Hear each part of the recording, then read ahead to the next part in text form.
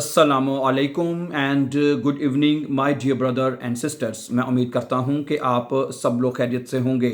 अच्छा दोस्तों, आज का टॉपिक बहुत इंपॉर्टेंट होने जा रहा है। ठीक है कि अगर आप जर्मनी में B1 का फेक सर्टिफिकेट जमा करवाते हैं तो उसके क्या ख़तरनाक नताइज हो सकते हैं।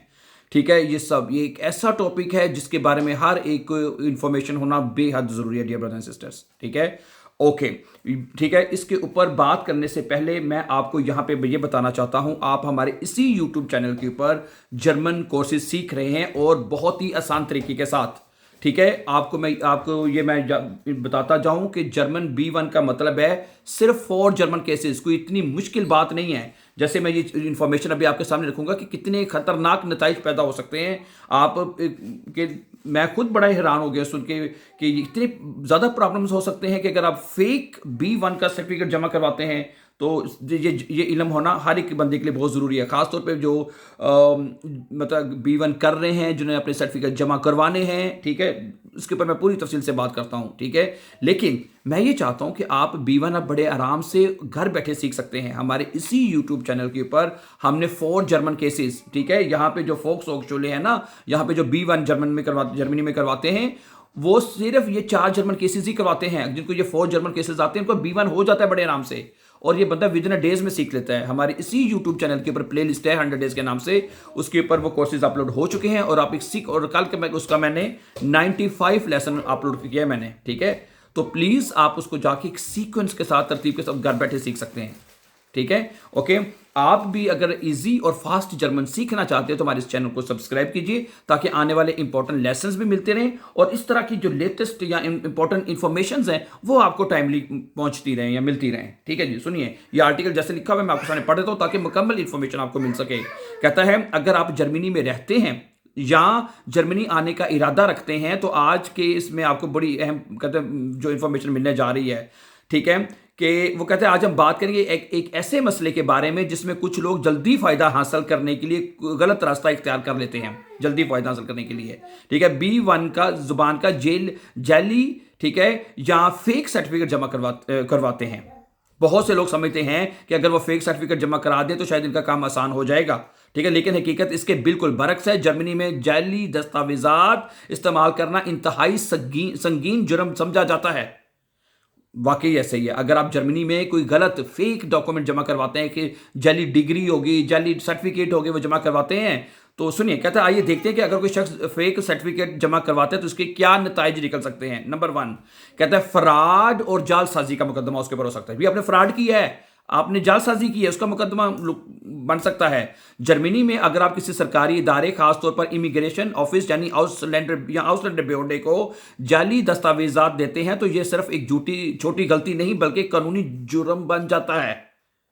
हुकाम इस मामले को दस्तावेजात में जालसाजी और धोखाधड़ी के तौर पर देख सकते हैं। एक बार अगर शक पैदा हो जाए तो पूरा केस कानूनी तहकीकात में जा सकता है। आगे सुने, भारी जुर्माना भी हो सकता है। अगर जुर्म साबित हो जाए तो अदालत की तरफ से माली जुर्माना आयद किया जा सकता है। ठीक है, जुर्माने की रकम हर केस में मुख्तलिफ हो सकती है, लेकिन बाज़ औक़ात ये हज़ारों यूरो तक भी पहुंच सकती है। हज़ारों यूरो, आपको पता है जर्मनी में पैसे कमाना कितना मुश्किल है, इतना आसान नहीं है पैसे कमाना। अगर इस छोटी सी मतलब गलती से आपको हज़ारों यूरो का जुर्माना आपको अदा करना पड़ सकता है। इसलिए चंद सौ यूरो बचाने या जल्दी काम करवाने की कोशिश बाद में बहुत महंगी पड़ सकती है। ठीक है, आगे लिखा हुआ है कि क्रिमिनल रिकॉर्ड कहता है जली सर्टिफिकेट इस्तेमाल करने का सबसे बड़ा नुकसान यह है कि आपका क्रिमिनल रिकॉर्ड बन सकता है। आप क्रिमिनल रिकॉर्ड में आपका नाम दर्ज हो जाएगा। कि जर्मनी में साफ रिकॉर्ड बहुत अहम होता है। अगर आपका रिकॉर्ड यहाँ पे साफ है, क्लियर है, तो देन मैं कहता हूं कि कोई मसला नहीं है। लेकिन अगर आपके खिलाफ फौजदारी अंदराज हो जाए तो मुस्तकबिल में परमानेंट रेजिडेंस, शहरियत, बाज़ मुलाजमतें, सरकारी मौके हासिल करना मुश्किल हो सकता है। फिर अगर इस तरह का कोई केस बन जाए खुदा ना खास्ता, ठीक है, तो जालसाजी का, तो मैं कहता हूँ, वो कहते हैं उसमें फिर आपके लिए यहाँ पे जर्मनी में परमानेंट रेजिडेंट्स का मसला बन सकता है। शहरी सिटीजनशिप आपसे के लिए प्रॉब्लम हो सकती है। बाज़ मुलाजमतें ऐसी होती हैं जिसमें आपके लिए सरकारी मौके ख़त्म हो जाते हैं, मुश्किल हो जाता है। आगे सुने, वीज़ा या रिहायशी इजाज़तनामे पर असर। ठीक है, बहुत से लोग बेयर सर्टिफिकेट मुस्तकिल रिहायश या शहरियत के लिए जमा करवाते हैं। ऐसे ही है, अगर आप B1 क्यों जमा करवाते हैं? भाई हमें यहाँ पे मुस्तकिल रिहाइश मिल सके, हमें यहाँ की सिटीजनशिप मिल सके। ऐसे ही ना, अगर काम को पता चल जाए कि सर्टिफिकेट जाली है तो दरख्वास्त मुस्तरद हो सकती है, मौजूदा अमल रोक दिया जा सकता है, ठीक है, फाइल को मजीद जांच के लिए भेजा जा सकता है। बाज़ हालात में रिहायशी हैसियत पर भी मनफी असर पड़ सकता है। जो रिहायशनामा यानी अफवन ताल स्टेटस आपको मिला भी हुआ है रिहायशी इजाज़त, उसके ऊपर भी मनफी असर पड़ सकता है, वो भी आपसे वापस लिया जा सकता है।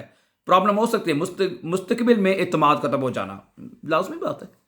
जर्मनी इदारे दस्तावेज़ात की जांच में काफ़ी सख्त होते हैं, ये सबको पता है, ठीक है। अगर एक बार किसी शख्स को जाली दस्तावेज़ात इस्तेमाल करते हुए पकड़ लिया जाए तो बाद में इसकी दीगर दरख्वास्तों को भी ज़्यादा सख्ती से देखा जा सकता है। यानी एक गलत फैसला आपकी साख को तवील अरसे के लिए नुकसान पहुंचा सकता है। अच्छा, डिपोर्टेशन का खतरा, यानी आपको डिपोर्ट भी किया जा सकता है अगर आप ऐसा करते हैं। सुनिए, कुछ संगीन हालात में खासतौर पर जब जालसाजी साबित हो जाए तो इमिग्रेशन कवानीन की खिलाफवर्जी भी शामिल हो तो मुतलका का मजीद सख्त कार्रवाई कर सकते हैं। हो सकता है, ठीक है, ना भी हो, लेकिन अगर इमिग्रेशन कवानीन बाज़ाफ़ा सख्त हो सकते हैं ना, क्या ख्याल है? तो हर केस मुख्तलिफ भी होता है, ये भी याद रखिए। लेकिन बाज़ अफराद को अपनी रिहाइश से मुतल्लिक़ संगीन मसाइल का सामना करना पड़ सकता है, इसलिए इस मामले को मामूली समझना बहुत बड़ी गलती होगी। अच्छा, आ जाए असल ज़ुबान सीखने का नुकसान। अच्छा, फेक सर्टिफिकेट शायद कागज पर आपको B1 दिखा दे। फेक सर्टिफिकेट अगर आप बना लेते हैं, उसके ऊपर B1 भी आप दिखा देंगे, जी आपने B1 फेक सर्टिफिकेट में दिखा भी देंगे B1, लेकिन हकीकत में जुबान ना आने का नुकसान हर रोज होता है, ठीक है। अगर आपको जुबान नहीं आती, सर्टिफिकेट में B1 लग गया, ठीक है, उस सर्टिफिकेट के ऊपर B1 लगने से आपको जुबान आ जाएगी, आप रोजाना बातचीत कर सकेंगे, अपने नौकरी तलाश करने में मुश्किल होगी जुबान के बगैर, इंटरव्यू में नाकामी, सरकारी खतूत ना समझ पाएंगे, डॉक्टर स्कूल में जाने में मसाइल होंगे, रोजमर्रा जिंदगी में मुश्किलात होंगी, ठीक है। तो लिहाजा असल फायदा सर्टिफिकेट के नहीं बल्कि जुबान सीखने से हासिल होता है। समझ आ रही है?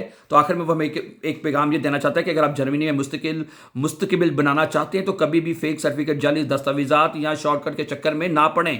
चाहे B1 पास करने में थोड़ा वक्त लग जाए, लेकिन ईमानदारी से इम्तिहान पास करना ही महफूज और बेहतरीन रास्ता है। एक जाली सर्टिफिकेट आपको चंद दिन का फायदा तो दे सकता है, लेकिन इसके नतायज कई साल तक आपका पीछा कर सकते हैं। समझा रही मेरी बात आपको? ठीक है, तो ये इसको देखिए, B1 लोगों को चाहिए, नेशनलिटी लेनी है, वीज़ा लेना है, बिल्कुल ज़रूरी है, लेकिन एक असल तरीके से लें, ठीक है। मैंने अभी शुरू में बताया, आप हमारे साथ, हम 5 सालों से यहाँ पे जर्मनी में हम लोगों को, ठीक है, जर्मन ज़बान सिखा रहे हैं। हमारे इसी मैंने बताया चैनल से हज़ारों लोगों ने हमें बताया कि हमने B1 पास कर लिया और बहुत आसान तरीके से हमने चीज़ों को सिखा दिया है, ठीक है।